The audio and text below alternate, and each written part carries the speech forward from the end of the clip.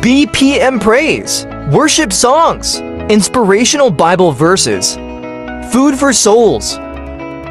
Streamer. Like, share, subscribe. Genesis chapter 41, Pharaoh's dreams. 2 full years later, Pharaoh dreamed that he was standing on the bank of the Nile River. In his dream, he saw 7 fat, healthy cows come up out of the river and begin grazing in the marsh grass. Then he saw 7 more cows come up behind them from the Nile, but these were scrawny and thin. These cows stood beside the fat cows on the riverbank. Then the scrawny, thin cows ate the 7 healthy, fat cows. At this point in the dream, Pharaoh woke up. But he fell asleep again and had a second dream.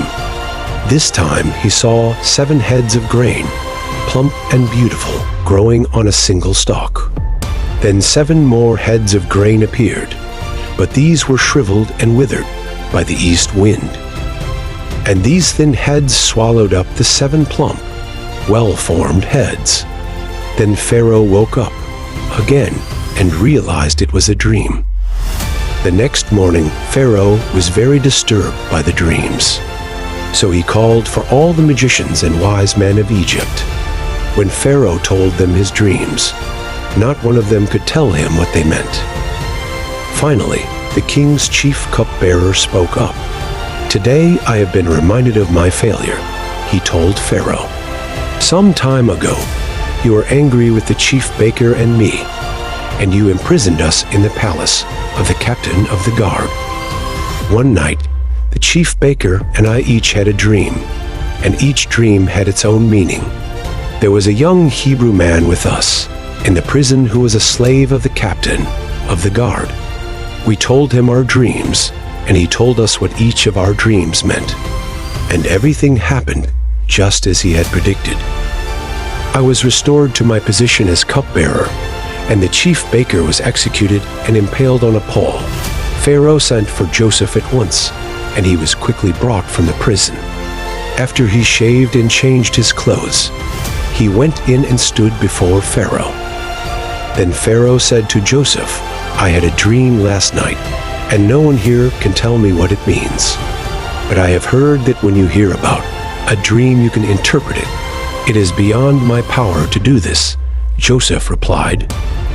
"But God can tell you what it means and set you at ease." So Pharaoh told Joseph his dream. "In my dream," he said, "I was standing on the bank of the Nile River, and I saw 7 fat, healthy cows come up out of the river and begin grazing in the marsh grass. But then I saw 7 sick-looking cows, scrawny and thin, come up after them. I've never seen such sorry-looking animals in all the land of Egypt. These thin, scrawny cows ate the 7 fat cows.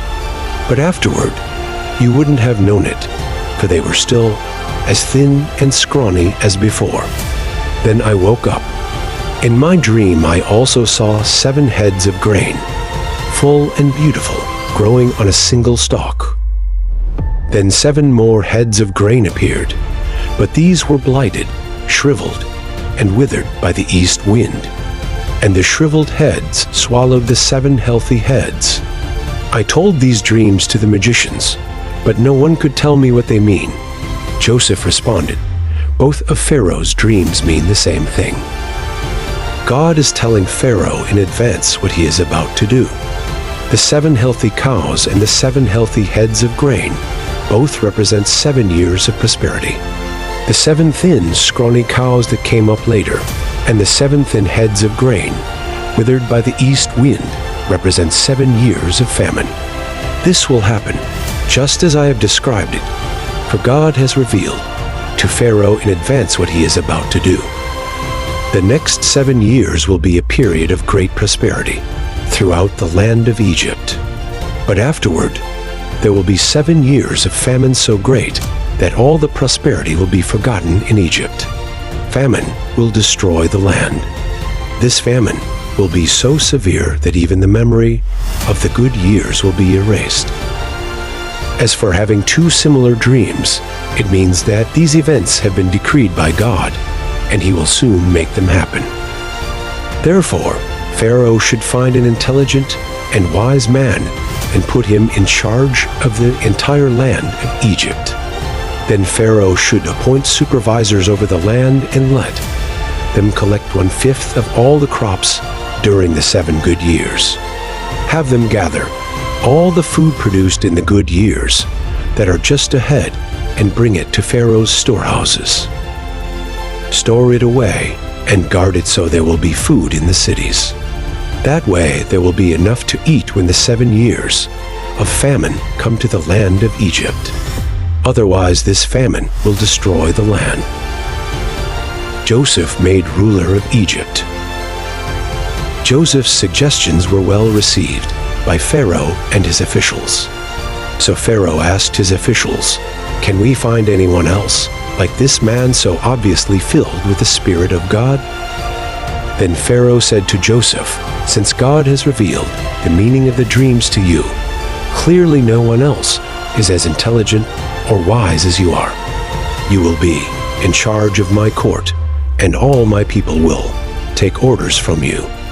Only I, sitting on my throne, will have a rank higher than yours." Pharaoh said to Joseph, "I hereby put you in charge of the entire land of Egypt."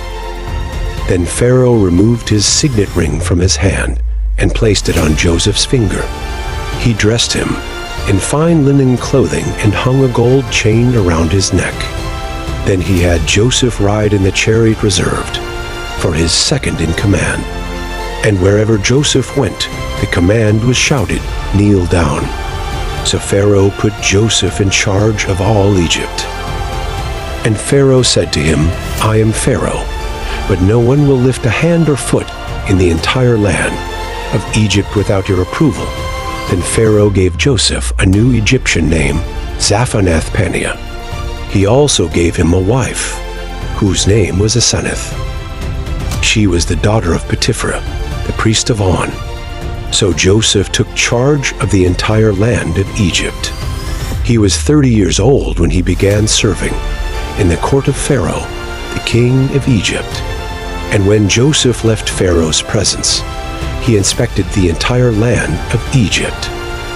As predicted, for 7 years the land produced bumper crops. During those years, Joseph gathered all the crops grown in Egypt and stored the grain from the surrounding fields in the cities. He piled up huge amounts of grain, like sand on the seashore. Finally, he stopped keeping records because there was too much to measure. During this time, before the first of the famine years, 2 sons were born to Joseph and his wife, Asenath, the daughter of Potiphar, the priest of On. Joseph named his older son Manasseh, for he said, "God has made me forget all my troubles and everyone in my father's family." Joseph named his second son Ephraim, for he said, "God has made me fruitful in this land of my grief." At last, the 7 years of bumper crops throughout the land of Egypt came to an end. Then the 7 years of famine began, just as Joseph had predicted. The famine also struck all the surrounding countries, but throughout Egypt there was plenty of food. Eventually, however, the famine spread throughout the land of Egypt as well. And when the people cried out to Pharaoh for food, he told them, "Go to Joseph and do whatever he tells you." So with severe famine everywhere, Joseph opened up the storehouses and distributed grain to the Egyptians, for the famine was severe throughout the land of Egypt. And people from all around came to Egypt to buy grain from Joseph because the famine was severe throughout the world. Thank you for watching. Please subscribe, comment, and like for more.